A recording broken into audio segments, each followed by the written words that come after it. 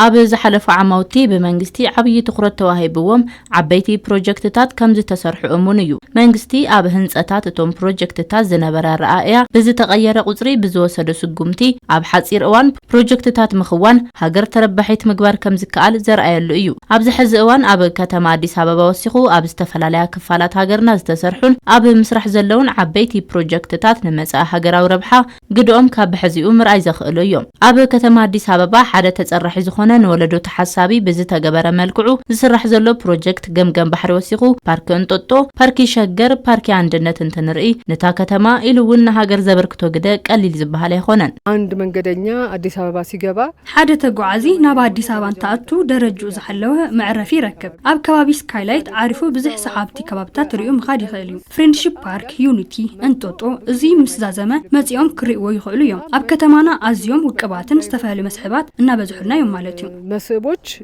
يبركتو لنو مالتو كتماتشون وسط كاب أديس أبابا وصيل كان ترى نصباح نشم إثيوبيا حفك بلو زخلو زتفلالو عبيتي بروجكتات تسريحهم يوم بجبتان شجر تجميرو بجبتان هاجرن بجبتان تولدن زقصلو عبيت هنساتات بروجكتات فرقم تزازيمم ربح عمر أي تخيليو بجبتان هاجر بروجكت غورغورا ونجي دندين كوشا بروجكتاتن أب إيكونومي هاجر جنحت مارش كوينم كل على زخلو ونيوم كاب ربح إيكونومي حليفهم أب محبراوي وزنة فوق جداون عبييو ኢትዮጵያ መጥቶ ለመጎብኘትም ይሁን ለመኖር ኢንቨስት ለማድረግም የሚያስብ ሰው አብ ኢትዮጵያ መጽኦም ንምርአይ ይኹን መንባር ዝሐስብ ሰብ እንታይ ዝአክል ምቹቲ ከም ዝኾነት ወፃ ሃገራት ዝነብሩ ሰባቱን ናብ ሃገሮም ተመሊሶም ሃፍትታቶም ንምፍሳስ ኣብ ሃገሮም ንምንባርን ከምኡውን ኣብ ዝሃገር ዝነብሩ ሰባት ናብራኦም ንምምሕያሽ ካብዚ ዝሐሸ ቦታ አበይም ይርከብ እዩ ኢለ አይሐስብ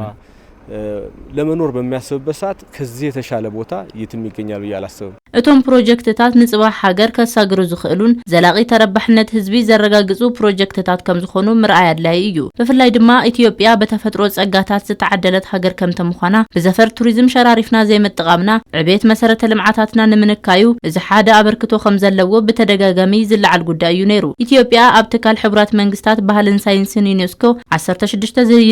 ዝድህሰሱን ሓድግታት መዝጊባላ እዞም ሓድግታት ንወፃኢን ውሽጢ ሃገርን ዑደተኛታት ሸርፎ ወፃኢን ንናይ ምምጻእ ዕድሎም ልዑል ይኹን ዳንበር በጉለት መሰረተ ልምዓታት በእኹል መንገዲ ንዛ ሃገር ተረባሒት ከም ዘይገበራ በብዙሕ መንገዲ ይረአዩ ሕዝግና ከም ሃገርና ተሰርሑ ዘለው ዓበይቲ መሰረተ ልምዓታት ንዙይ ንምቕያር ብዘፈር ቱሪዝም ተረባሒት ከም ዝገብር ይእመን በኢኮኖሚ ዲፕሎማሲ በቢዝነስ ዲፕሎማሲ ስናየው በዲፕሎማሲ ኢኮኖሚን ቢዝነስን እንትርኢዮ ዑደተኛታት ኣብ ሃገርና ዝጸንሕሉ እዋኖም የናውሕዩ ንኣብነት ሓደ ግዜ ርኤ ክምለስ ዝብል ዑደተኛ እዙይ ምስራኤ ንምንታይ ክልተ ሰለስተ ማልቲ ጸኒሄ አጸቢቀ ኩሉ ነገር ርኤ አይምለስን ይብል ስለዝኾነ መምጻእ ዑደተኛታትና እናወሰኸ ኢኮኖሚና እናወሰኸ ካብኦም ንረኽቦ ሸርፍ ወጻኢ ድማ ንዓና አላይ ስለዝኾነ እናዓበይ ኸይድ ማለት እዩ ለኛ በጣም አስፈላጊ ነው እያደገ ነው የሚሄደው ማለት ነው ትካልቦ ኢንዱስትሪ እናተባለ ዝጽዋዕ ዘፈር ቱሪዝም በመንጸር ሃፍትታት ሃገርና ተዝስርሑ ዓብይ ኢኮኖሚያዊ ረብሓ ከም ዘምጽእ ግሁድ እዩ መንግስቲ ኣብ ውሽጢ 10 ዓመውቲ 5 ማእገራት ኢኮኖሚሉ ካብ ዝጸርሖም እቲ ሓደ ዘፈር ቱሪዝም እዩ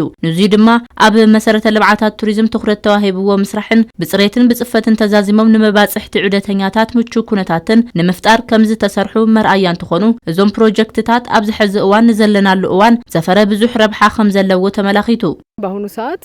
ለገጽታ ግንባታችን ኣብዚ ሕጂ እዋን ንህንጸት ገጽታና ንኢኮኖሚና ኢሉውን ንማሕበረሰብና ጥዕና ንምሕላው ከባቢያዊ ጽሬቱ ዝሓለወ ህንጸትን ልምዓትን ንምምጻእ ዓቢ ቁልፊ እዩ ኢለ ይዛምን በጣም ቁልፍ ነው ብዬ ነው ማምነው መንግስቲ ጸጋታት ተሃገር ኮይኖም ግን ድማ ካብ ጠመተ ወጻኢ ኮይኖም ዝነበሩ ከባብታት መልማዕን ምስራሕን ኢሉውን ንኽፋለጡ ምግባር ዘላቂ ረብሓን ተረባሕነትን ህዝቢ ዘማእኸለ ብእዋን ዘረጋገጽ ከም ዝኾነ ድማ ተላዒሉ